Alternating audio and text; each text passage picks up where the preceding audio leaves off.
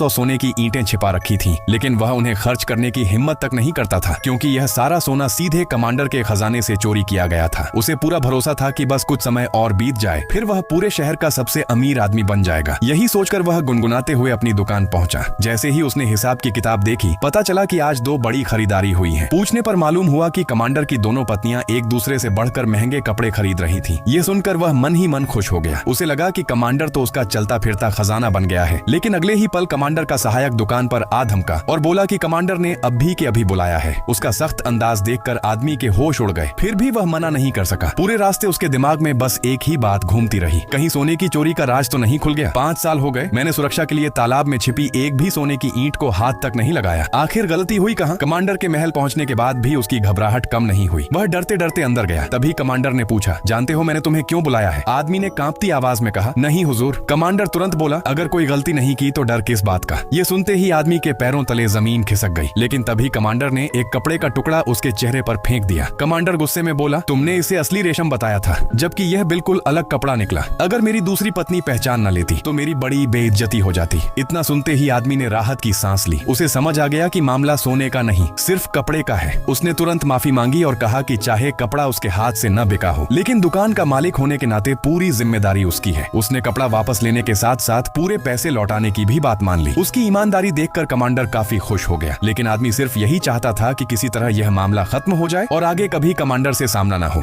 मगर किस्मत को कुछ और ही मंजूर था। अगले ही दिन कमांडर खुद उसके घर पहुंच गया। आदमी यह देखकर पूरी तरह घबरा गया। अंदर आते ही कमांडर की नजर सीधे उसके बड़े तालाब पर पड़ी और वह उसकी तारीफ करने लगा। आदमी ऊपर से मुस्कुरा रहा था, लेकिन अंदर ही अंदर उसके पसीने छूट रहे थे। तभी उसकी पत्नी चाय लेकर आई। आदमी ने सोचा कि अब बात बदल जाएगी, लेकिन चाय की पहली चुस्की लेते ही कमांडर बोला, इसमें मछली जैसी गंध आ रही है। आदमी ने तुरंत कहा, यह तो हमारे घर के कुएं का मीठा पानी है। कमांडर मुस्कुराया और बोला, तो फिर लगता है तुम्हारे तालाब का पानी रिसकर कुएं तक पहुंच रहा है। इतना कहकर वह चाय का कप हाथ में लिए सीधे तालाब के किनारे पहुंच गया। यह देखकर आदमी की धड़कनें और तेज हो गईं और वह फौरन उसके पीछे पीछे चल पड़ा। जब कमांडर को पता चला कि तालाब में सैकड़ों मछलियां हैं, तो वह हंसते हुए बोला, अगर ये सारी मछलियां कभी सोने की ईंटें बन जाएं, तो तुम्हें रेशम बेचने की जरूरत ही नहीं पड़ेगी। ये सुनते ही आदमी का चेहरा सफेद पड़ गया। उसे समझ ही नहीं आया कि कमांडर मजाक कर रहा है या उसकी परीक्षा ले रहा है। लेकिन असली झटका तो अभी बाकी था। कमांडर ने कहा कि अब उसके दोनों बच्चे यहीं रहकर पढ़ाई करेंगे। आदमी ने लाख बहाने बनाए, लेकिन अगली ही सुबह कमांडर सचमुच